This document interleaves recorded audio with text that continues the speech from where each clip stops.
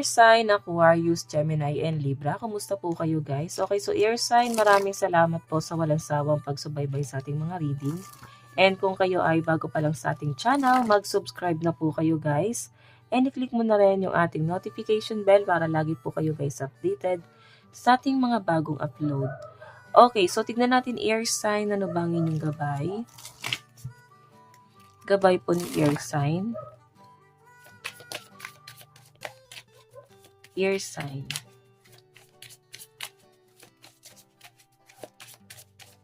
Okay, so air sign, meron tayong help. Siguro may nanghihingi ng tulong mo. May nangangailangan sa'yo. Titignan natin. Or pwedeng may mga tinutulungan ka. Dumating ka sa point na parang ikaw naman yung nangangailangan ng tulong dito. Meron tayong secret. Okay, so nakikita ko na malaki ang pangangailangan ng mga air sign dito, pero hindi mo yan sinasabi sa mga taong mahal mo sa buhay. Sa family mo, sa mga kaibigan mo, pwedeng sinasarili mo lang yung problema, pero andun ka na sa point na air sign, pagod ka na, okay? Nakikita ko yung mga maling action na ginagawa ng iba sa inyo na unti-unti nawawala sa inyo dahil nga sa mga problema, okay? Sa mga bagay na nasa paligid nyo or kasama mo ngayon. Okay? So, air sign sa pinapakita sa akin dito, may taong tutulong sa'yo. Malapit sa inyo guys, sa panahong walang-wala ka na. Hindi mo lang to guys na-appreciate kasi hindi siya yung taong ine-expect mo na tutulong sa'yo. Okay, hey, Knight of Pentacles. Kasi nakita mo na para bang etong taong to, mabagal yung energy niya or baka wala naman kasi din talaga siya guys.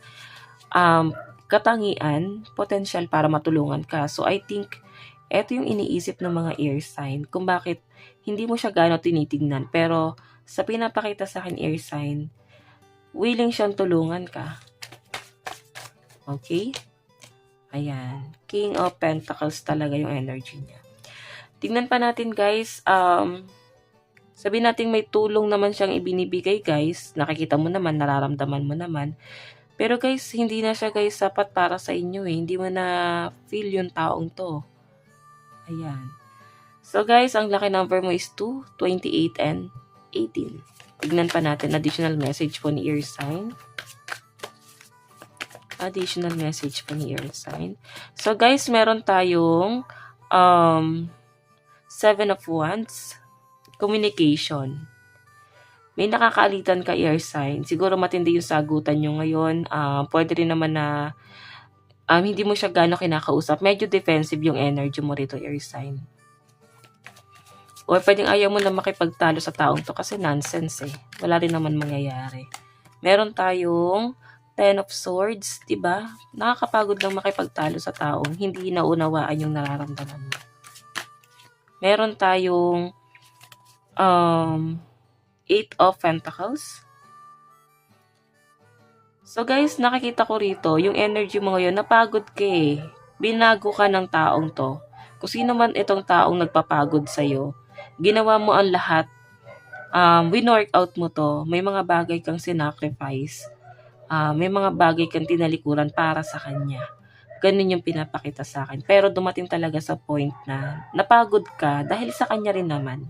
Siya rin yung nagpa-realize sa inyo para maramdaman tong bagay na to. So, I think, ang gusto niya kasing mangyari dito guys, dumepende ka sa kanya. Ang gusto niya kasing mangyari dito, makinig ka sa kanya. Masyadong controlling yung energy.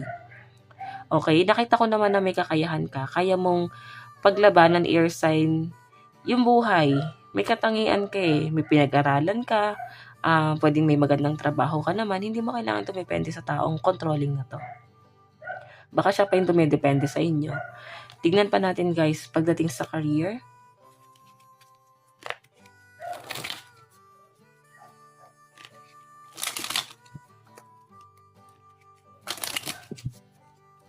Pagdating sa career.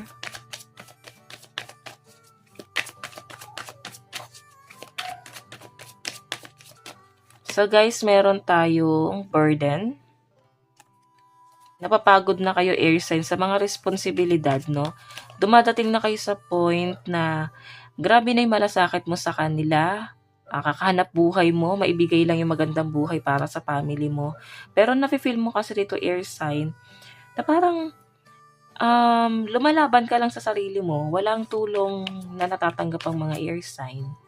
Ayan, yung iba naman sa inyo guys, pwedeng single parent, no? Nararamdaman mo yung hirap ng buhay dahil nga may anak kang sinusuportahan. Pwedeng nakapokus ka sa family. And hindi mo nakikitaan na sinusuportahan ka ng ex mo, ex-partner mo, lalo na sa financial, hindi kanya binibigyan ng parang di kanya binibigyan ng support or pwedeng support man lang sa mga bata. So, kung makikita nyo guys, yung paghihirap mo daw dito lalo na sa trabaho mo, magbubunga ng maganda. May pagbabagong mangyayari. And napakaganda ng changes na mangyayari dito guys. New cycle, new beginning na paparating lalo na sa career mo, new idea, and nakikita ko na determinado ka sa mga bagay na pinaplano mo guys at maaaring mapagtagumpayan mo. Okay? So, hayan, tignan pa natin guys pagdating sa love life mo. Pagdating sa love life. Love life naman po ng air sign. So guys, meron tayong ending. So may natapos. Ending and new beginning kasi to guys. Meron tayong compassion. Meron tayong receive. So I think pagdating sa love life mo guys, susuyuin ka ng person mo. Babawi siya sa mga bagay na gusto mo. Oo, yun ang nasa-sense ko sa kanya rito. Nakikita ko na alam mo yun, binabawi ka niya sa mga material na bagay. Pwede sa mga pangako. Hindi mo naman nakukuha yung mga bagay na yon or hindi niya naman guys na ibibigay ko ano man yung pinapangako niya sa inyo. Okay, sa pinapakita sa akin dito. And strength, maaaring magkaayos din kayo guys ng person mo eh. Pero, malaki na yung nangyari. May issue na nangyari dito. And I think, air sign, yun yung tumatatak sa isip mo. Yung mga issue na nangyari. Okay, so siguro may pananghihinayangan din ng mga air sign dito sa taong to. I think na-realize mo rin na nakakapanghinayang din pala. Okay, parang may mga naibigay din naman siya sa inyo guys, tulong, pinansyal, pwedeng sa ibang bagay na tulungan ka ng taong to. Or nakikitaan mo na pagdating ng araw mo tutulungan ka niya. Okay, so tingnan pa natin guys, advice.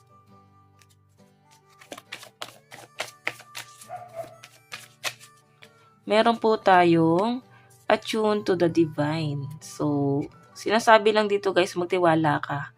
Magtiwala ka sa kakayahan mo kasi nawawalan ka ng gana and napangungunahan ka ng emosyon, air sign.